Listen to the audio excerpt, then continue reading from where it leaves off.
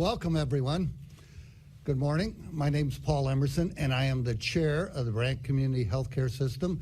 And on behalf of the Board of Directors of the healthcare system, we'd like to welcome everybody here today to this exciting announcement.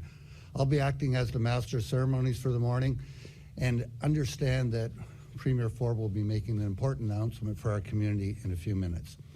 First, I'd like to welcome some of the dignitaries that are present with us this morning. Obviously, the Honourable Doug Ford, Premier of the Province of Ontario.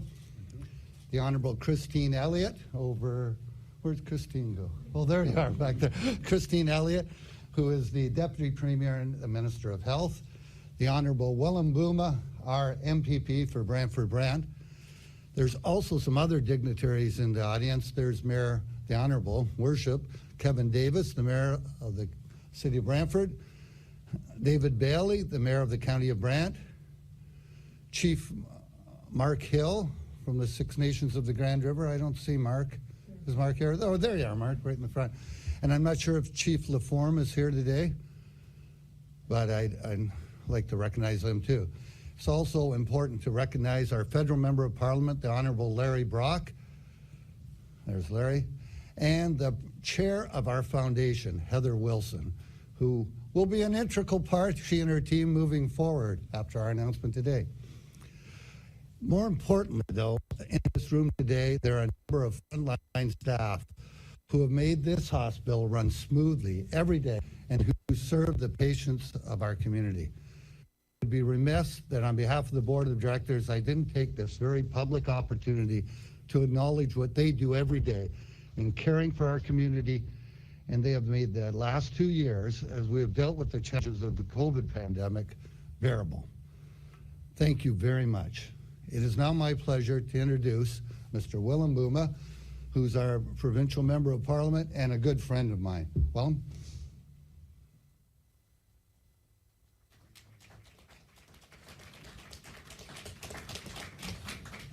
Thanks very much, Paul. I'd like to welcome everyone to this historic announcement in Brantford and Brant. It's always good to be among friends. It seems like a lifetime ago when I was a Brant County councillor. I recall there were calls for a complete redevelopment of the Brantford General Hospital. These capital requests are a multi-decade endeavor. In my first 2 weeks after taking office as MPP, finding out that Brantford was not on that list at all, I jumped into high gear immediately, and we literally started from zero to where we are today. We all recognize the urgent need for redevelopment of the Brantford General Hospital as outlined in the Ministry of Health appointed supervisor's final report in 2019. Since then, it has been all hands on deck, and the community has come together. Businesses, community organizations, school children, and hundreds of constituents have contacted my office showing their desire for a redeveloped BGH, essentially a new hospital that will better serve a growing community. Mayor Kevin Davis's rooftop advocacy video was amazing. So without further delay, I would like to introduce someone who is a great friend to Brantford, Brant, and Southwestern Ontario as a whole. My boss, I know he doesn't like that, my mentor, and my friend, Premier Doug Ford. Premier. All right. Well, thank you so much. Thank you so much, folks. And good morning, and I just want to thank Will. Without Will pushing this, and my favorite saying throughout this pandemic, you're beyond someone like an 800-pound gorilla. He is the 800-pound gorilla, and he was on our back because honestly, this just wouldn't happen without Will really pushing it forward. And I want to welcome again the mayors, Mayor Bailey, Mayor Davis, and my right-hand person that's been beside me, shoulder to shoulder. We've been connected at the hip right from the beginning of our mandate, but over the last 2 years is the best Minister of Health, Deputy Premier you could ever ask for. Christine's been working for the people of Ontario for over 16 years, and I'm going to miss her. She's just a wonderful person, big heart, and our family and has a friendship going way back. For close to probably 20, 30 years. But I want to start by taking a moment to thank the outstanding staff here at Brant Community Healthcare. system. And again, as I mentioned to the nurses when I met them earlier, we wouldn't be able to get through this and get to where we are without the incredible work that you are. So I'm speaking for everyone in Ontario. We're just so grateful, and we thank you from the bottom of our heart. Dr. David McNeil, you led an incredible team here. Thank you for your leadership, along with Chief Hill of the Six Nations. Chief, great to see you. And I'm not too sure if Chief Laforme has arrived yet, but I want to acknowledge Chief Laforme of the Mississaugas of the Credit First Nations, who are here today representing the Indigenous partners that we have an incredible relationship with. Friends, after 2 very long years, we've come so far. Now, because of the sacrifices made by every Ontarian and the amazing care provided by our healthcare heroes, we've been able to safely and cautiously reopen the province. Our government has a plan to build a stronger, more resilient province with a health system that can respond to crisis. Today, as part of that plan, our government is delivering on our promise to bring real help to the people of Brantford. We're stepping up with investing $2.5 million to support the planning grant of Brant Community Healthcare and the major redevelopment of this project, and it's going to be a beautiful development. This is the first step of a redevelopment that will see an expanded Brantford General Hospital with a new patient tower, a renovated intensive care unit, updated surgical suites, and an improved mental health and addiction care. It will add 70 much-needed new beds to the hospital, bringing capacity to 380. This redevelopment will help put patients first and serve this growing community and everyone who calls it home. Here in Brantford and across Ontario, we're making good on our promise to end hallway health care with a historic, these are big numbers, with a historic $30.2 billion invested over the next 10 years to renovate and expand hospitals right across this province. We're bringing world-class health care to the people regardless of where they live. We're not just putting a Band-Aid on Ontario's healthcare system. We're getting shovels in the ground and investing for a stronger future for generations to come. Our province has come so far, we can't afford to go back to the politics of no. Instead, we're a government saying yes. Yes to building modern hospitals, yes to investing in our communities, and yes to building a stronger and more resilient province. Friends, let's say yes to a better and brighter future for all the people of Ontario. Thank you, and God bless each and every one of you. Now I'll pass it over to Dr. David McNeil. Thank you, everyone.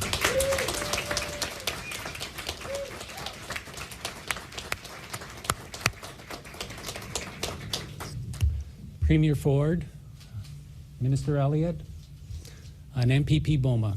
This is a momentous occasion for our community and for our hospital. We are thrilled. The community is again the pathway to getting a new hospital. On behalf of the Board of Directors, our community, the employees and the medical staff, the volunteers who work and here at the Brant Community Healthcare System every day, I would like to extend our sincere appreciation to you and your government for this approval and funding grant. The need for a new hospital is so evident. Our community is growing, and the hospital infrastructure housing the majority of our acute care services is old.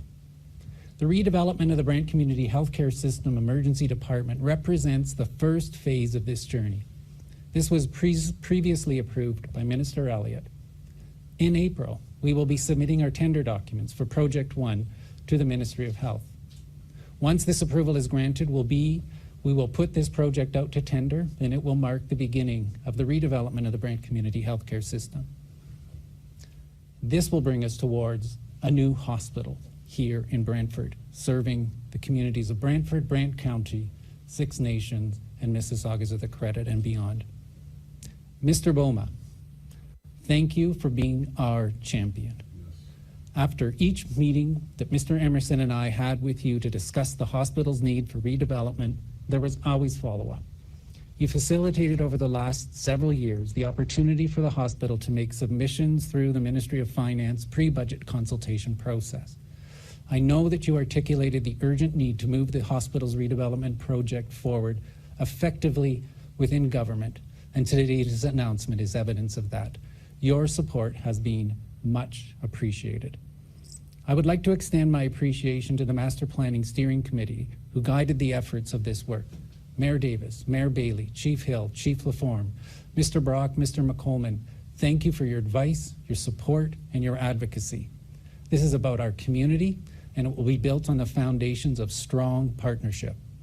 I would also like to thank BCS Foundation Chair Heather Wilson and Executive Director Carrie Wilson, who have been part of the extraordinary efforts and been great partners. Mr. Levesque, former member of the Mayor's Task Force, for your valued input and advice as well. The voice of patients and families has been well represented by patient advisors Joyce Kazarin and Gail Gloucester and members of our Patient Family Advisory Committee. I would echo the sincere thanks of Mr. Emerson to our employees, our medical staff, and volunteers who, through the challenges of the last 2 years, have shown amazing resilience to our patients and to each other. During the next several years, it will be your knowledge and your input, working with our design teams, that will work to transform the Brant community healthcare system into the facility that we need to serve the future needs of our community. Thank you, and I will pass it now off to Paul Emerson.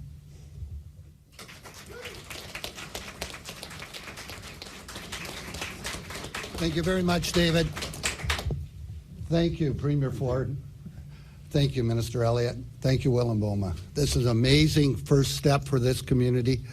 We're all going to have to work together for the next 5, 6, 7 years to pull it off, and we can do it.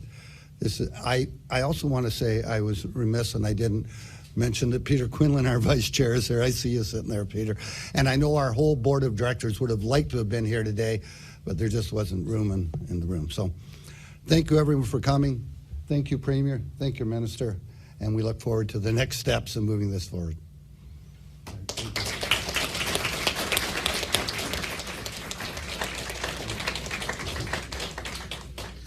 We'll now take questions from the media. If those with questions could please form a line behind the microphone. We'll go one at a time.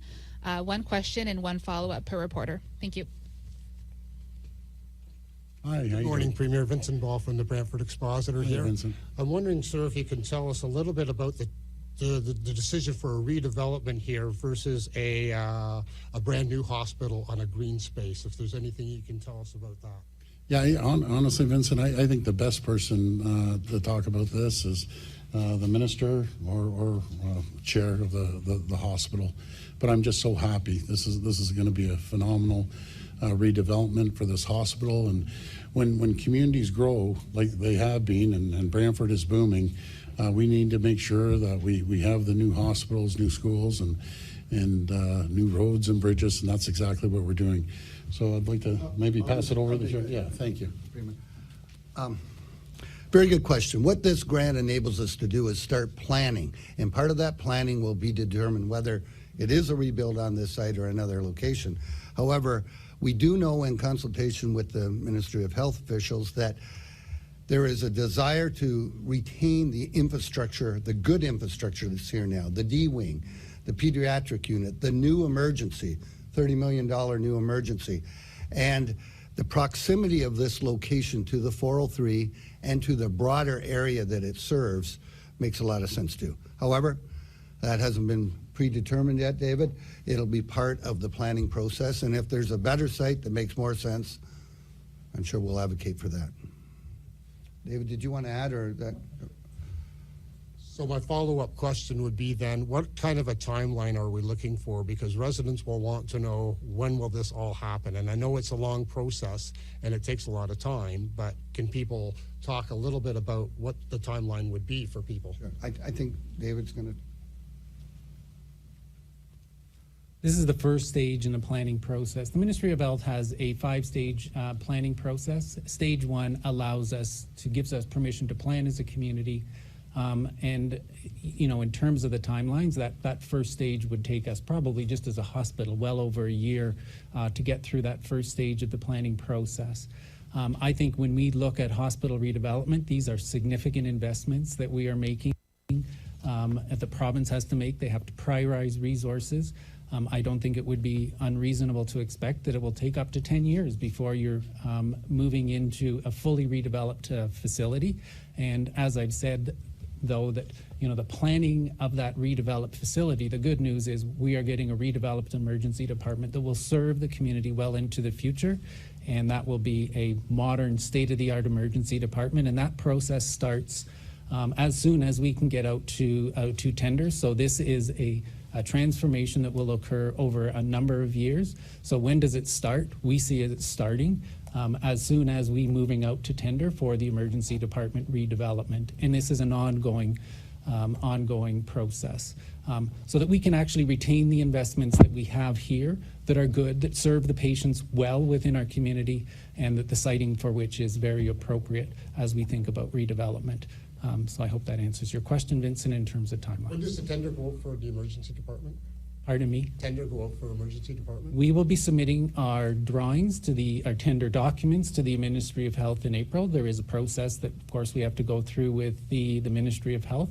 If I was being very optimistic, and I hate timelines, but I would probably say by the fall we should be in the position to be ready to go out to tender for Project 1 of the emergency department if all of that planning goes as smoothly as we all anticipate and hope. Next question.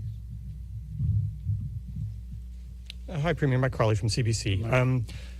So Dr. Peter Uni, the head of the science table, said this morning that the science table was not consulted about the decision to end the mask mandate on March 21st.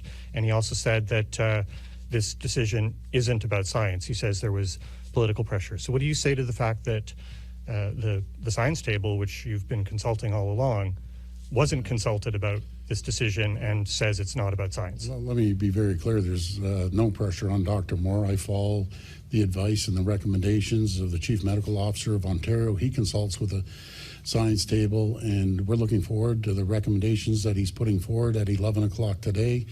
And we're going to take his advice on the time frame moving forward with the masks. And Mike, you look around the world, no matter if it's CDC down in the U.S. and the rest of the world, we've been super cautious. As a matter of fact, I've been probably accused of being the most cautious leader in North America when it comes to this pandemic, but I want to be cautious. And we're going to take those recommendations and move forward with the advice of Dr. Moore, which has done an incredible job for the people of Ontario. Okay. If assuming you're going to accept his recommendations for lifting the mask mandate, what happens if things change in the spring? Like if there is another wave, how confident are you that there's not going to be another wave of COVID in the coming weeks? Yeah, thanks for that question, Mike. No one has a crystal ball when it comes to this pandemic, but we feel we've invested strongly in our healthcare system, into the people right around this room here have been absolute champions, and we're very, very grateful. We've all, not only Ontario, but the whole world has learned so much over the last 2 years, and we're in much better shape than we were prior to this pandemic. And I'll give one example. Right at the beginning of the pandemic, everyone was running around looking for PPE and trying to get it from overseas. And I remember saying we'll never be in that position again, and we never will. We have 3M that stood up a facility that are producing millions and millions of N95 masks. We have local companies making gowns and face shields and surgical masks too. So we're well equipped on that, and we stood that up, or I should say the people of Ontario stood it up, because that's who did it in a matter of a couple months. So right now we're doing fairly well, but we're always going to be cautious. And anyone who wants to wear a mask, Mike, they're more than welcome to. It's going to be up to the people. Morning, Premier. Jason Godola with CHCH. Hi, Jason. Hey. Is it acceptable for municipalities or even public health units to continue with their mask mandates if that's the direction that they choose to go to? Well, they're going to have to go through Dr. Moore, the Chief Medical Officer, and he's done an incredible job. But I just want to thank all the public health officers throughout the 2 years. They've really worked hard, along with our frontline healthcare folks. They've done an incredible job. We wouldn't be here today if people of Ontario didn't follow the protocols that were laid out by local public health officers and the chief medical officer and the great healthcare folks here. We know how COVID-19 measures have been pretty divisive. Aren't you concerned for a lack of civility or even in some cases abuse for people who choose to keep them on? No, you know something, we're going to move forward cautiously, and if someone wants to keep them on, God bless them, you know, good for them. But I know a lot of people don't want to keep them on, and again, we aren't leading the way in this. We're kind of middle of the pack. I know down in the U.S. with CDC, their recommendations about getting rid of the mask, but it's going to be up to the people of Ontario. If you want to keep your mask on, keep it on. If you want to take it off. But we have to move forward from this. Like people are exhausted, you know, and the poor kids in those classrooms too. Like we got to move on. Yes. Hey, Jamie. Hi, Mr. Premier. Good morning. What's going to happen March 21st? And the mask's going to come off in a lot of places. Are restrictions to outdoor facilities and indoor facilities going to be lifted? Well, you know, I'm not going to steal Dr. Moore's thunder. I'm going to We got 30 minutes. 30 minutes. Yeah. I'm going to let him give you the details. He has a very strong plan, and he's worked really hard on it as well with collaboration with our great Minister of Health. And we feel it's a strong plan. So, Jamie, with all due respect, I got to kind of let Dr. Moore roll out the details of that, if that's fine. And it is a huge decision or a huge announcement. Why won't you make the announcement? It's only 30 minutes away. Plus, also, why won't you make the announcment? It's a huge announcement. Yeah, all of Ontario is waiting for that. the shoe to drop. Why aren't you making the announcement? Well, I'm out here making a fabulous announcement. I'm out in the media almost every day, every second day, and I really believe this is an opportunity for Dr. Moore to put his recommendations out. I'll be commenting after, but you know, Dr. Moore has worked so hard day in and day out, and I don't know. I just don't feel I should be out there trying to steal his thunder. This is an incredible person that's worked so hard. So let's let Dr. Moore put his plan out there and recommendations, and we'll move forward. All right. Thanks, everyone. So Thank you. I just want to thank everyone once again. Thank you so much for everything that you do. I'm just so grateful, and we're gonna get a beautiful new. We're gonna revitalize this whole building, and thank you for your leadership. And Will, you're an absolute champion. This would not be happening without you and the great leadership of Minister Elliott. So thank you, and God.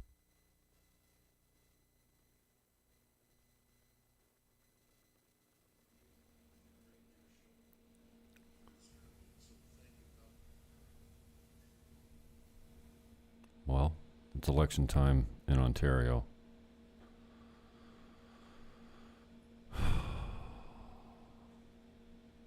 Politics is Hollywood for the ugly. So now we got to wait another half an hour for the actual announcement. Gross. So they drop the fucking bomb, but they don't actually come out and make the announcement. Wasn't the dude just right there? Or is he on another site? Like, I don't get it.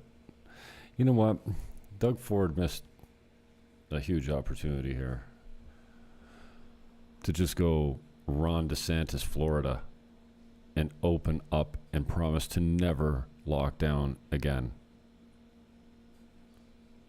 I think he's got the opportunity to be reelected if he just went full DeSantis, Florida. We're not masking children. We're never locking down again.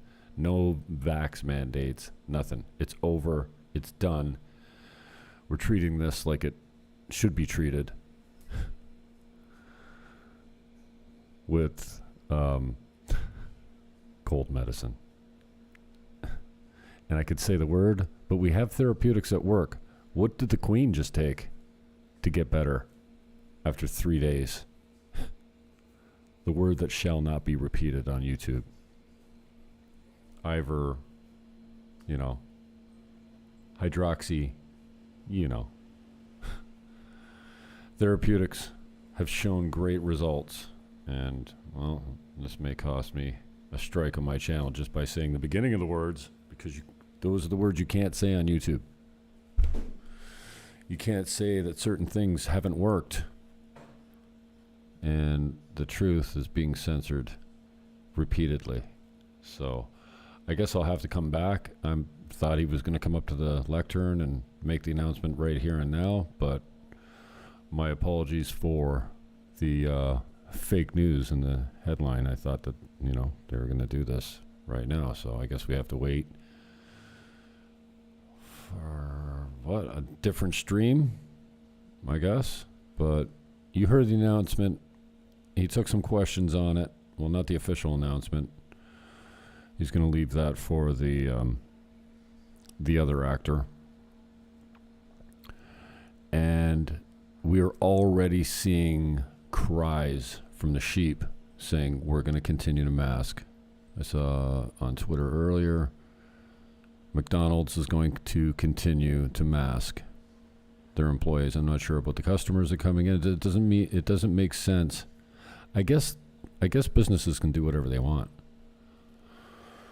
But in public spaces, apparently you're not going to have to wear these diapers on your face anymore. What have the diapers done? If the diapers worked, COVID would have been stopped in its tracks immediately in 60 days if the diapers worked. So we all know this is shenanigans and politics as usual. And Chuck the Dancing Bear is basically looking for votes because it's election time. And his campaign will start immediately after this announcement by Dr. quote unquote Moore, I guess. We're already seeing some of the school board saying it's too early. There is 0% chance that kids under 5 die from this. And this is just politics as usual. So Chuck the Dancing Bear, Doug Ford is looking for votes, looking to get reelected. And honestly, what's the alternative in Ontario? The Liberal Party? I think not. It's a complete joke. Maybe this is time for Greg Vesna and the None of the Above Party to actually make some waves. I know it's a long shot, but I continue to hold on to the fantasy that so many people are pissed off that they will vote for a party that they've never heard of before and elect a bunch of MPPs that actually will stand for the people and not follow the leader to the slaughterhouse. I'm going to have Greg Vesna on the show soon to talk about his full slate of candidates that he's working on for Ontario. And None of the Above, the None of the Above Direct Democracy Party, I think it's called, will be running in every riding in Ontario. And if you're considering running, there's some really huge advantages to running if you don't mind being in the public eye and have some skills at the political level. And the financial incentives provincially are great. You can accept contributions as goods and services and receipt them accordingly. So if you have a social media expert that works on your campaign and he does $1,000 work, he can provide that service to the campaign, the local EDA, and the provincial party in 3 separate instances, make 3 separate $1,000 donations of services, and get back, I don't know, I think it's over $600 at tax time, times 3. So you submit an invoice for your services, you're provided a political donation receipt just like you gave cash, and at tax time, provincially, even if you don't have income or didn't have income the previous year, you'll still get $600 back for every roughly for every $1,000 invoice that you submit to the EDA, the campaign, and the provincial party at 3 different levels. I don't know what your maximum benefit is. I think it's around $2,600. I could be wrong on that, but I'm looking forward. We'll have Greg Vesna on the show soon, and I guess I'll have to come back with another stream with Chuck the Dancing Bears, other people, to take questions on this specific historic announcement. Peace, love, hug your neighbor, and whatever you do, rip that diaper off your face. I love you. I'm out.